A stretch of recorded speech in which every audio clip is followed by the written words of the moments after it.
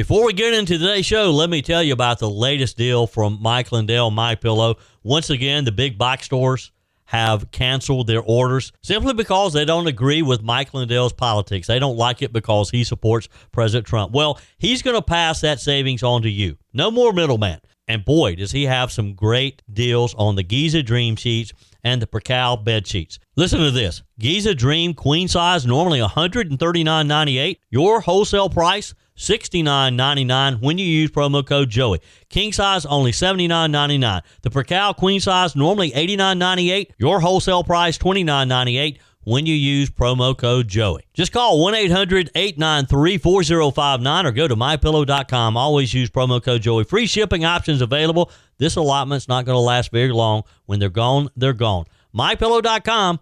Promo code Joey. Thanks for joining me in the PhD Weight Loss and Nutrition Studios. To lose weight for the last time, visit myphdweightloss.com. Welcome in on this Wednesday. Glad to have you. Here's what we're going to be talking about today. President Donald Trump took a swipe at former FBI Director James Comey and former CIA Director John Brennan, calling them both crooked as hell. We have the latest on this breaking story in today's show. The U.S. Supreme Court yesterday declined Florida's emergency request to enforce a state immigration law that would have criminalized reentry into the state by undocumented immigrants, a move that keeps a lower court's block on the measure in place, and not great news for the state of Florida. Former White House physician Dr. Kevin O'Connor's highly anticipated testimony yesterday before the House Oversight Committee ended pretty abruptly after the doctor repeatedly invoked his Fifth Amendment rights and declined to answer questions about President Joe Biden's health and fitness for office. Some of you text your opinion on this as well. And finally, the recently decommissioned Marine One is finding a new mission with the U.S. Secret Service. This is an interesting story for you presidential and aviation history students. I told you we'd be back. And ye shall know the truth, and the truth shall make you free. It's Joey Hudson. I wanted to name it the Joey Hudson bill, but, they don't allow you to put names on bills. But I wanted to call it the Joey Hudson bill because I know that one's been near and dear to you for a number of years. That's how it's done. Let your voice be heard. And the truth shall set you free. Here's Joey Hudson. These stories and much more in today's show. Thanks for being with me. President Donald Trump yesterday took a big swipe at former FBI Director James Comey. You got to know that Trump is probably enjoying this way too much, calling him crooked as hell. Talking with reporters during a noon luncheon at the White House, President Trump made his comments when asked whether he wanted the men behind bars. The Washington Times earlier this week reported that the FBI had opened criminal investigations against Comey and Brennan for their involvement in the government's investigation into Trump, based on bad information, as we know, that Trump and some of his advisors were colluding with Russia leading up to the 2016 presidential election. Now, we all know that Hillary Clinton's organization paid for this information, trying to discredit Donald Trump as a serious candidate. Didn't work as he beat her. She wasn't expecting it at all. President Trump yesterday, talking to the New York Post, claimed that he was in the dark about a new investigation into these two fine gentlemen. The president said, well, I know nothing about it other than what I've read today, but I'll tell you, I think they're very dishonest people. He added that actions can have consequences. He said, I think they're crooked as hell. Maybe they have to pay a price for that. We can only hope that they're finally held accountable. The Times said a referral to the FBI to open the investigation included the potential of the two acting as part of a conspiracy. White House Press Secretary Caroline Leavitt on Tuesday told Fox News that Brennan and Comey are, quote, disgraceful individuals who turned against our Constitution and our country, and I'm sure they did, in fact, lie to Congress, and it's up to the Department of Justice to investigate and to prosecute them if they did. On July the 2nd, current CIA Director John Ratcliffe offered a declassified internal tradecraft review of the 2016 election investigation into Trump. He then said, all the world can now see the truth. Brennan, Clapper, James Clapper, former Director of National Intelligence, and Comey manipulated intelligence and silenced career professionals, all to get Trump. Thank you to the career at CIA officers who conducted this review and have exposed the facts. Now, let's just use those facts to pursue this investigation and hold these guys accountable. Some immigration news yesterday. U.S. Customs and Border Protection issued a sharp warning this week to green card holders. Engaging in criminal activity could lead to mandatory detention and the revocation of legal permanent residency, they said. Posting on X, CBP said processing or possessing a green card is a privilege, not a right. Having a criminal history does not make you an upstanding, lawful, permanent resident. The agency reminded immigrants that under U.S. law, legal status can be rescinded for those who violate the terms of their residency or commit certain crimes. The warning emphasized that green card holders with criminal records can face immigration removal proceedings and detention if stopped at a port of entry. As of January 1st, 2024, an estimated 12.8 million people in the U.S. held green cards. This according to Office of Homeland Security statistics. Now, the Trump administration has vowed to intensify scrutiny on all immigration categories, as we know. They're going to look at this very closely. From student visas to green card holders, they're going to try to take an inventory of who's actually in our country because they care. They care about who's in their country, unlike Biden and Harris, who just opened the doors, welcomed people in, and didn't care where they went. Didn't care if we ever heard from them again. So as part of a much broader enforcement agenda with the Trump administration, back in June, the State Department instructed consular officers to expand background checks and examine applicants' social media activity more closely before issuing student visas. We're going to check you out now. It's not going to be automatic. And don't come over here protesting on our university grounds, or that'll get you a fast track back home too.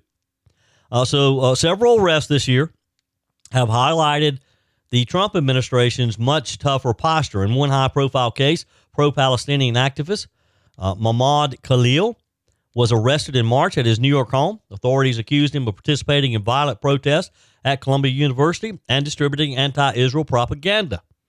His arrest sparked campus-wide unrest in April when students chained themselves to gates at St. Paul's Chapel.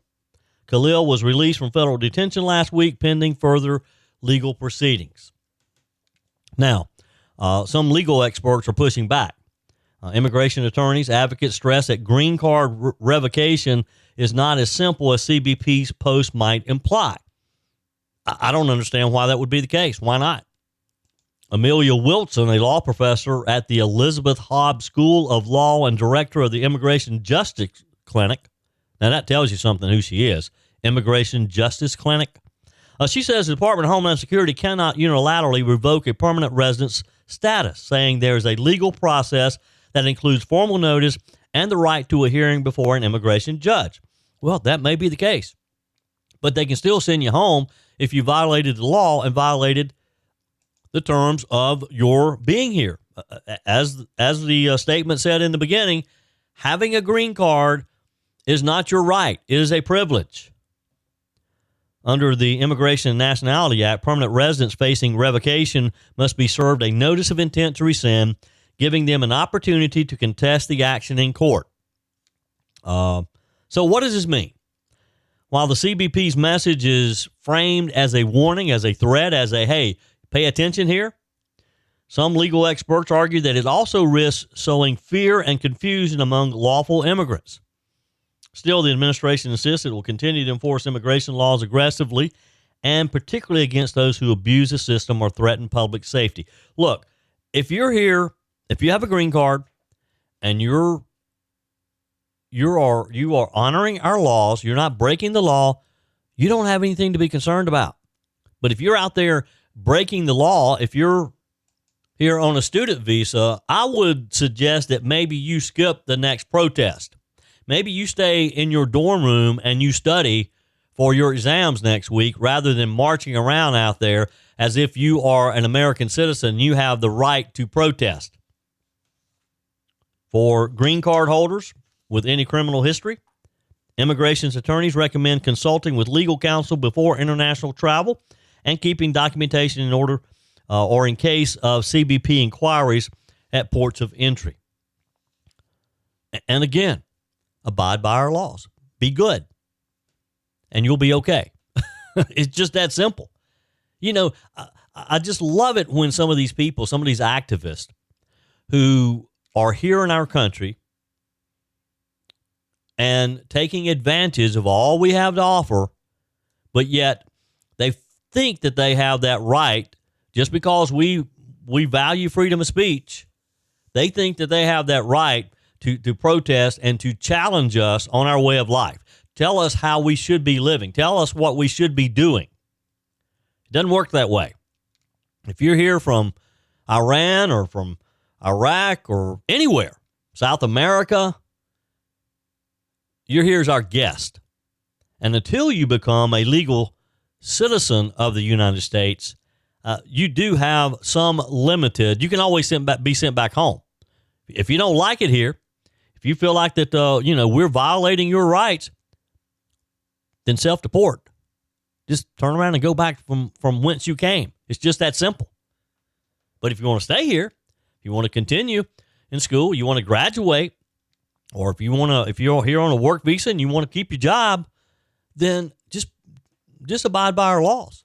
Respect the idea that you're our guest and act like you're our guest. Don't act like you're a citizen with all the rights that entails. Respect our rule of law. It's just that simple, and you'll be okay. Joey Hudson here. America is facing a health crisis, and the answer isn't more meds. I lost over 30 pounds on the PhD weight loss plan without Ozempic or any weight loss shots.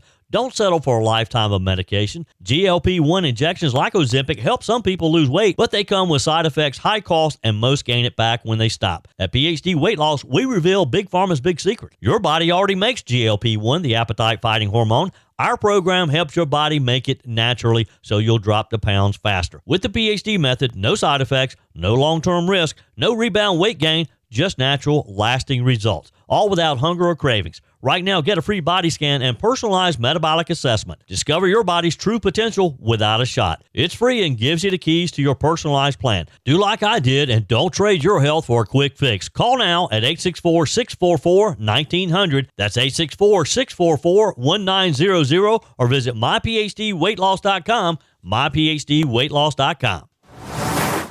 One more thing before we move on from the topic of immigration.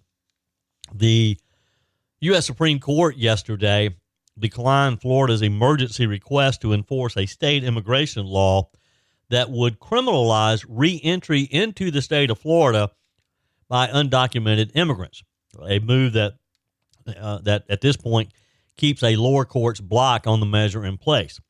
It was a short, unsigned order. The justices offered no explanation for their decision and noted no dissent, despite the court's 6-3 conservative majority. The ruling means that Senate Bill 4C, a controversial law passed by Florida lawmakers recently, will remain on hold while legal challenges continue in lower court. So what does this law do? Why is this important, and why did it make headlines yesterday? Senate Bill 4C makes it a felony for undocumented immigrants to re-enter Florida if they had previously been deported or denied entry into the U.S. This law applies even to individuals who may have since gained lawful status. Anyone arrested under the law would be jailed without bond until trial. Pretty harsh, pretty direct. But look, states are going to have to start taking action like this to protect themselves. And Florida just decided they'd had enough. And they just decided that we're going to not have this revolving door of these illegals coming in, being deported, and they come back. The legislation, upon passage, was immediately challenged by civil rights groups, as you can imagine, the typical ACLU lawsuits. They argued that it would lead to racial profiling, that it would create chaos in enforcement, and that it would undermine federal authority over immigration.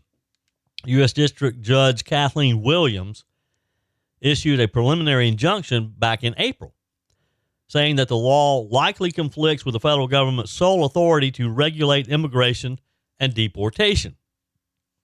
Now, Florida Attorney General James Uthmeyer took the case to the Supreme Court, urging the justices to lift the injunction. Uthmeyer argued that without the law, the state would remain vulnerable to the serious harms of illegal immigration while litigation drags on. 18 Republican-led states filed an amicus brief supporting Florida, warning of a growing crisis at the southern border and calling on the court to give states more power to act in the federal government's absence. I mean, it makes sense, doesn't it? You can protect your own borders. A state should be able to protect their own borders. Look, if California, New York, some of those states, they want to welcome illegals into their states, that's fine. But if you have a state like Florida, like South Carolina, who does not want to welcome them into their states, or at least wants them to go through the correct process, they should be allowed to do that. And there should be penalties involved. A state should be allowed to penalize those who ignore that law. The U.S. Department of Justice filed a 33-page brief in support of Florida's position. Now, this is kind of rare for the DOJ to take a position in a case like this involving a state. They claim that SB 4C complements, not contradicts, federal immigration law. Basically agreeing with them that, yes, we need states doing this, and we need to work side by side with states to get this accomplished. But despite the support of the Department of Justice, the Supreme Court declined to take immediate action. I'd love to know the conversations that were going on and why they're thinking this, why the justices felt like they shouldn't be involved in this. And obviously, it must have been unanimous. The decision, of course, is a temporary setback. Florida Governor Ron DeSantis and the Trump administration, which, of course, has backed the state-level crackdown too. President Trump, Governor DeSantis, DHS Secretary Kristi Noem recently toured Florida's Alligator Alcatraz, a migrant detention facility, underscoring their commitment to aggressive immigration enforcement. So they're all trying to work together. They're all sort of on the same page. Still, the court's denial doesn't end the legal fight, though. The case continues in the 11th Circuit Court of Appeals and could return to the High Court after a final ruling. And maybe that was the thinking of the justices, that we need for this to unfold in the lower courts first. Let's give them their day in court. Then we'll consider it. If the lower court doesn't, if it's appealed from the lower court. Now, the ACLU, which of course brought the original challenge, praised the ruling and warned that allowing laws like Florida's to stand would create a chaotic patchwork of conflicting immigration policies across the states. They said in a statement, the Constitution is clear. Immigration enforcement is a federal responsibility. And I get that. But what do you do if the federal government is not protecting your citizens? Does that mean you just have to sit back and take it? Or can you not do what Florida is trying to do and protect yourself? Again, send them to California. Look, Biden loved his the app that he had developed, probably spent millions of our dollars on it so that people could come and they could request an appointment and get entry to the country via the app. Set up another app and tell them, all right, well, here, California will welcome you. Florida will not. New York will welcome you. South Carolina will not. And let some of these states who feel like that those of us conservatives who feel like that we should have a border, feel like that people coming into our country should go through the process, let us protect our own states and let California and Washington State and some of those states who want to open up with open arms, let them do it. Let them bring them in. That's fine with me. You agree? Text me, email me, joey@joeyhudson.com. Former White House physician Dr. Kevin O'Connor's highly anticipated testimony before the House Oversight Committee ended pretty abruptly yesterday after the doctor repeatedly invoked his Fifth Amendment rights and declined to answer questions about President Joe Biden's health and fitness for office. The closed-door session, expected to last several hours, was over in less than an hour. According to Oversight Committee Chair Representative James Comey, the doctor refused to answer even the committee's opening questions and made a quick exit where he refused to speak with the press, too. Dr. O'Connor, how was the deposition? Will you make any comments to press, sir? Do you have a message for the committee? Now, Chairman Comey asked some pretty basic questions. Again, this was a closed-door meeting, so we weren't able, there's not any video of it, but the chairman spoke to press afterwards and told us some of the questions he asked. For example, were you ever told to lie about the president's health? He pled the fifth, would not refuse to answer. Did you ever believe President Biden was unfit to execute his duties? Again, pled the fifth, refused to answer. Representative Comey told reporters, this is unprecedented. Now, O'Connor's refusal to answer drew immediate fire from Republicans, as you can imagine. They're investigating whether Joe Biden's top staff may have concealed signs of cognitive or physical decline during his presidency. Comey said most people invoke the fifth when they have criminal liability. His actions today speak loud and clear. But O'Connor's legal team pushed back, arguing that the doctor's silence was not an admission of guilt, but rather a principled stand to protect patient confidentiality. Some of you had comments on this. I'll share with you in a minute. They said that, and he's also protecting his own legal exposure in an increasingly politicized investigation. O'Connor's attorney said in a statement, revealing confidential patient information would violate the most fundamental ethical duty of a physician. Dr. O'Connor will not violate his oath of confidentiality to any of his patients, including President Biden. They also pointed out that the Department of Justice has launched a separate investigation involving O'Connor, a factor that may have influenced his decision to remain silent under oath as well. They said in the statement, we want to emphasize that asserting the Fifth Amendment privilege does not imply that Dr. O'Connor has committed any crime. And that's correct. I mean, that's why we have the Fifth. But, you know, it's been interesting about the response. Representative Jasmine Crockett, a former criminal defense attorney who sat in on the interview, defended O'Connor's legal strategy and accused Republicans of weaponizing the process. Ms. Crockett, first off, it's hard to believe that she is a criminal defense attorney. Can you imagine her defending you in a court of law? That has nothing to do with this, though. She said, to say that invoking the Fifth is a sign of guilt is legally and constitutionally inaccurate. With this rogue DOJ conducting a parallel criminal investigation, I think Dr. O'Connor did exactly what any good lawyer would advise him to do. Ms. Crockett also criticized what she described as a partisan fishing expedition, calling the Oversight Committee's framing of the interview theatrical and deliberately misleading. She said, this isn't about transparency. This is about building a narrative.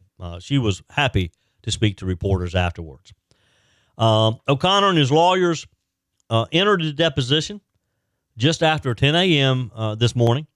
Yesterday morning, and exited less than 40 minutes later, ignoring shouted questions from the press. That's part of the audio that I played to you. There's a video circulating with him coming out of the hearing room, walking down the hall with the press asking him questions, and he just completely ignores them, keeps walking.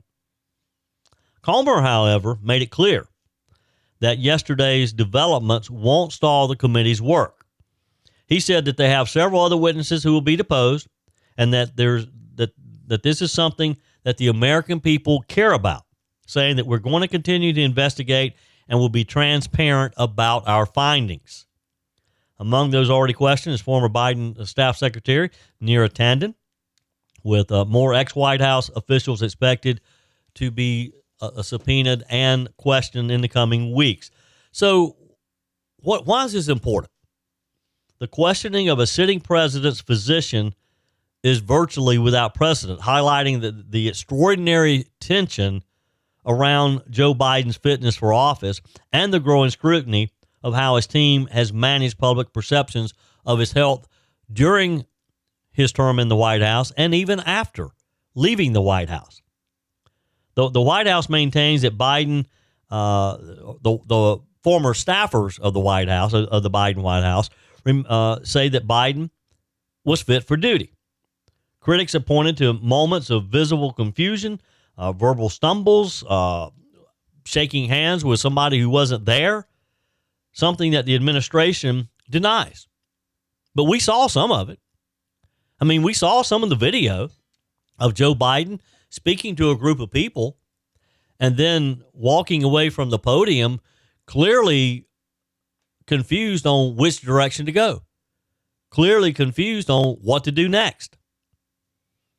And we also know that the White House shielded Joe Biden from a lot of public events. They tried to script everything they possibly could. Look, that's why he dropped out of his reelection campaign. He did so bad in the debate last June with Donald Trump. They realized this man can't, he can't complete a campaign. No way he can do this. No way he can be out on the stump giving speech after speech after speech. No way he can do another debate. But yet they want us to believe that nothing was wrong, that we shouldn't be concerned about it. Dr. O'Connor's silence may now add fuel to both sides. The Republicans are probably going to be determined now to get some answers. Everyone's saying, well, what are they hiding?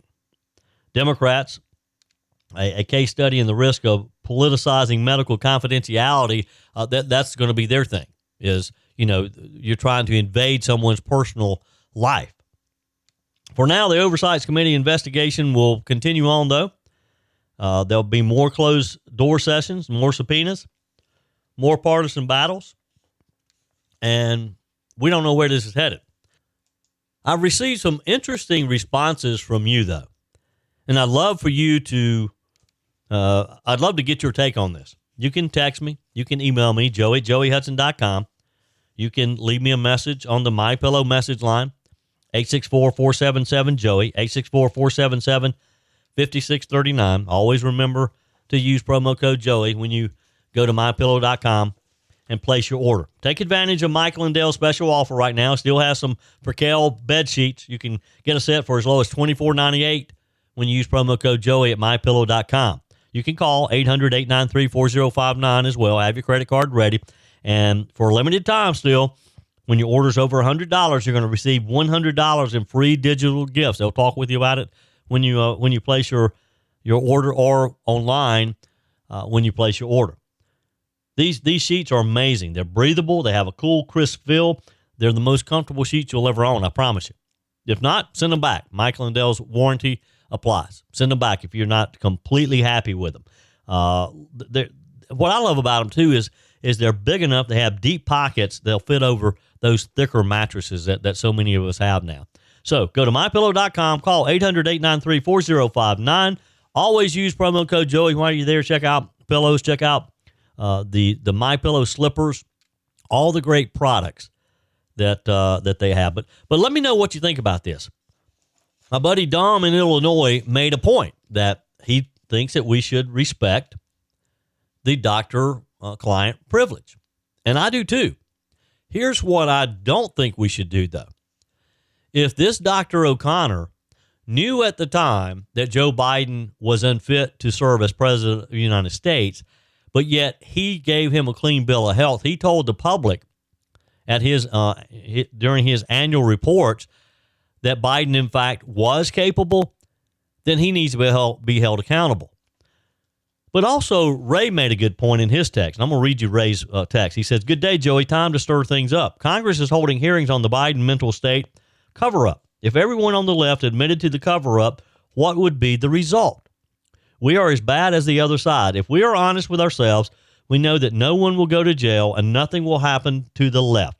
We're wasting time and money when there are many real legislative issues we should be addressing. I am concerned about the failures of the Biden administration as anyone. However, the past cannot be changed. Let's go forward with President Trump's programs to make America great again. That's all I know. Basically saying, let's move on. What's it going to matter? We can't undo it. He has a point, doesn't he? What do you think? Text me, email me, joey@joeyhudson.com. Leave me a message on the MyPillow message line, 864-477-JOEY. Your comments are welcome on the Furman Ford text line, 864-477-JOEY. That's 864-477-5639. Emails always welcome, joey@joeyhudson.com. Speaking of the Furman Ford text line, it's never been more important to support locally run businesses owned by people who actually live here in the upstate. Let me take a minute to talk with you about our friends at Furman Ford. If you're looking for a new vehicle, maybe a great pre-owned vehicle, one you can trust, or maybe you're looking to order that special vehicle. Either way, if you want a new one, a brand new one, or a pre-owned that you can trust, the folks at Furman Ford, they're there to help you. Their name is on the sign because their name is on the line, because every single transaction is important to them. Jim Furman, Matthew Furman. They do business the right way. When you stop by, when you give them a call, or maybe when you just send them a quick email, you're always going to have access to a member of the Furman Ford family. And by the way, they also offer great service, and you're not going to have to wait weeks and weeks to get it done. And you do not have had to purchase your vehicle at Furman Ford. Doesn't even have to be a Ford. They service all makes and models. Visit my friends at Furman Ford online at furmanford.com, furmanford.com. I have an update for you on the flooding in Texas, as that's been a major story all week long, of course. A team of 5 people and 2 dogs trained in disaster response is traveling to Texas to help locate people swept away during last weekend's floods, according to Governor Henry McMaster's office. More than 100 people, including 30 children, have been confirmed dead when the rivers in the Texas hills flooded over the weekend. We've heard the just tragic stories of the children's summer camp, Christian camp. Texas Governor Greg Abbott asked Governor McMaster for the state's help in a phone call earlier this week, according to the South Carolina Governor's Office. McMaster obliged, deploying a specialized team from South Carolina, which is trained to find and, when possible, help people in all sorts of disaster scenarios. Again, the team includes 2 canines trained in detecting human remains through a Greenville nonprofit. McMaster said in a statement, Team South Carolina stands ready to offer any support we can in some of our toughest moments. The people of Texas were there for us. Now it's our duty to return that support and stand by our friends in their time of need. Last year, Texas Parks and Wildlife Department employees traveled to South Carolina to help during the Hurricane Helene and the aftermath of that. A federal mutual aid system called the Emergency Management Assistance Compact helped coordinate the effort. South Carolina has long participated in the program and sends teams to help wherever disaster strikes, said Kim Stinson, director of the state's Emergency Management Division. In a statement, Stinson said, over the years, we've helped coordinate assistance, for instance, in Kentucky, Florida, California, Alaska, and now Texas. Speaking of Texas, the Kerrville, Texas mayor, Joe Herring, told reporters yesterday that the press conference on Tuesday was, quote, a disaster, as he took the news media to task for being out of order as officials provided updates, and the reporters, typically as they do, were yelling questions. Mr. Herring said he's not going to do that. I'm married to a retired first grade teacher. And I learned a little bit about classroom management from her. If you yell questions at us, we're probably going to pick someone else to answer, okay? So if you feel the need to yell your questions, I will feel the need to not answer your question. In first grade, they raise their hands. That might be a good start. Yesterday was a disaster, and I was embarrassed. Our town was embarrassed. Your viewers were embarrassed.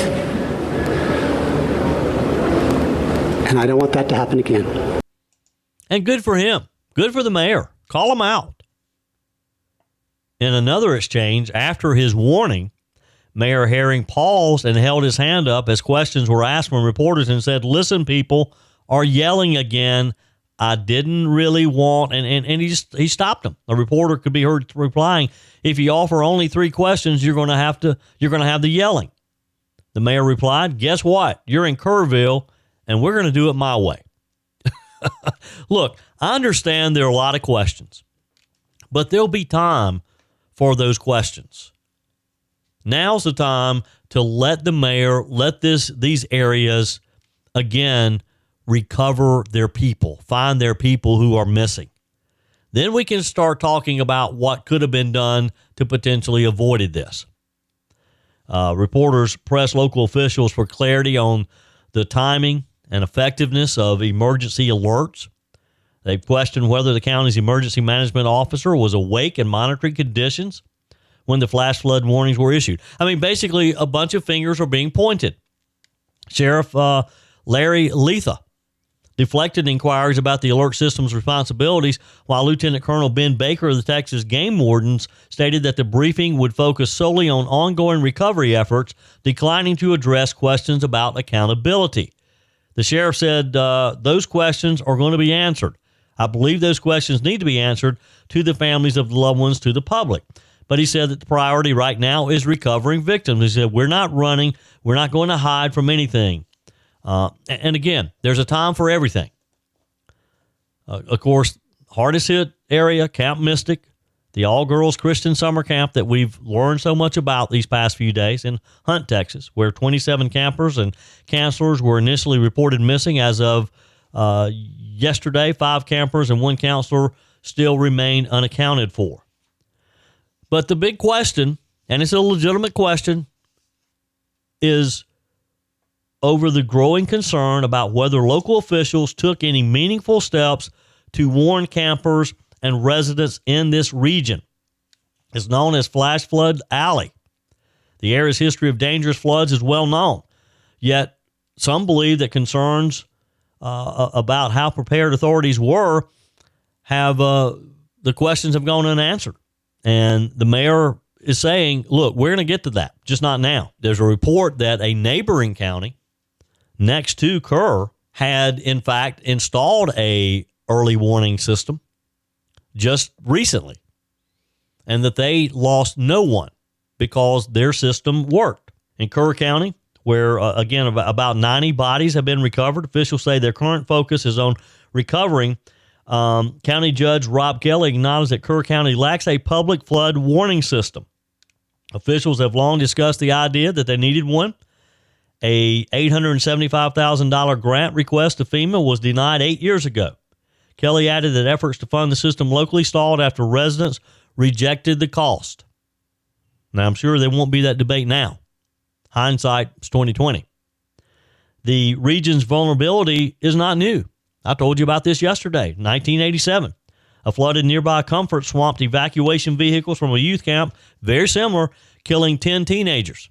Mayor Herring was also asked yesterday, the concept of flood warnings has been discussed at least 24 times by the county. What haven't these systems, or why haven't these systems gone into place? The mayor replied, I wasn't in office during those discussions. Frankly, I'm more focused on the future than the past, as you know. What I can say is that the governor, lieutenant governor, and speaker of the House have all provided us support, and they have all said this is a priority for the upcoming special legislative session. Only 2 days before the flooding, Texas inspectors approved Camp Mystique's emergency preparedness plans. However, 5 years' worth of inspection reports obtained by the Associated Press lack details on how evacuations will be carried out or what specific responsibilities were assigned to staff members and counselors during an emergency. Again, there'll be a time when all of this information can be gone through with a fine-tooth comb. Right now, let's just help these families. Let's support these families.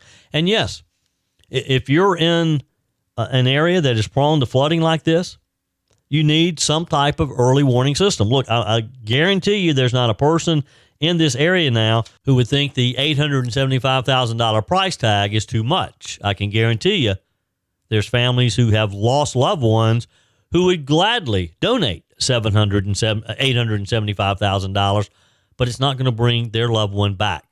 We can't look backwards we got to look forward and think about what do we do now to prevent this from happening in the future. You agree?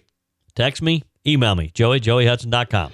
That's it for today's edition of Just the Truth. Thanks for joining me in the PhD Weight Loss Studios. To lose weight for the last time, visit myphdweightloss.com. If you haven't joined my mailing list yet, visit my website, joeyhudson.com. Click on the Connect with Joey button so that you can receive our emails and the most up-to-date news. Also, join me on my YouTube channel. Be sure and like, comment, and subscribe. Just search for Joey Hudson. As always, thanks for spending a few minutes of your day with me. Do me a favor and forward this episode to a few friends. Just click on the share button and send to your contacts. We need to build an army of conservatives to win our country back, and we can do that by continuing to share the truth with our friends and family. Keep those comments coming via the Furman Ford text line 864-477-JOEY. Email to joey@joeyhudson.com, and I love your messages on the MyPillow message line. Again, that's 864-477-JOEY, 864-477-5639. Be sure and take advantage of the MyPillow special, just $14.88 on the standard MyPillows when you use promo code Joey. Order online at mypillow.com or call 800-893-4053. We're back again tomorrow and hope you'll plan to join us. Until then, remember, God's got this.